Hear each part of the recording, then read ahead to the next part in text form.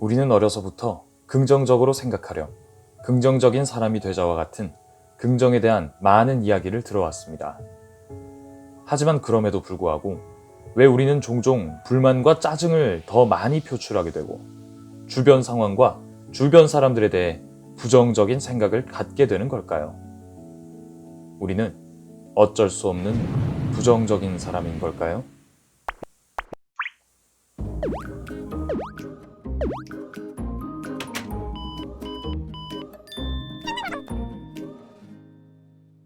인류가 태어나 살아온 과정에서 대부분의 시간은 생존이 가장 중요한 문제였습니다. 한 치 앞도 내다볼 수 없는 약육강식의 세상 속에서는 주변 상황에 대해 끊임없이 경계하고 의심하는 것이 생존에 더 유리했습니다. 그래서 인간의 뇌는 매사에 꼭 긍정적이도록 만들어지지 않았습니다.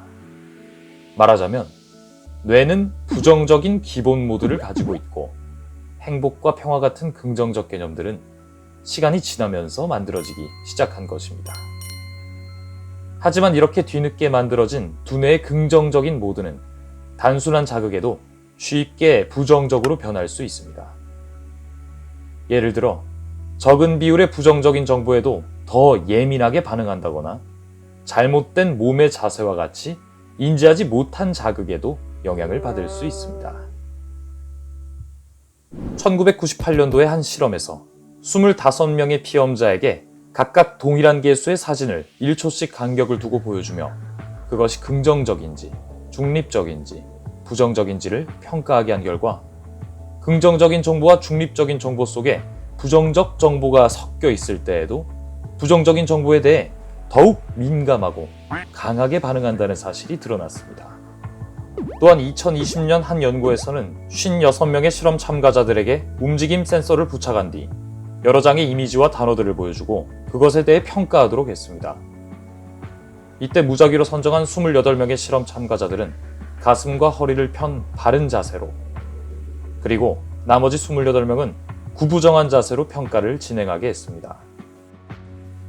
그 결과 바른 자세를 한 참가자들은 중립적인 정보에 대해 비교적 긍정적인 것으로 평가한 반면 구부정한 자세의 참가자들은 부정적인 것으로 평가하는 경향이 나타났습니다. 이러한 사실들에 대해 아직까지 명확한 이유가 밝혀진 바 없지만 그간의 여러 연구들은 특정 신체 자세가 우리의 인식에 왜곡을 주거나 정서적으로 부정적이게 만드는 요인이 될 수 있다는 점과 다양한 정보들 중에서도 특히 부정적인 것에 사람이 더 쉽게 동화되고 반응할 수 있다는 점을 말해왔습니다. 어쩌면 부정적인 사람이란 애초부터 존재하지 않을 수 있습니다. 만약 부정적인 모습이 종종 나타난다면 그것을 발현시키는 요인이 있는 것일 뿐입니다.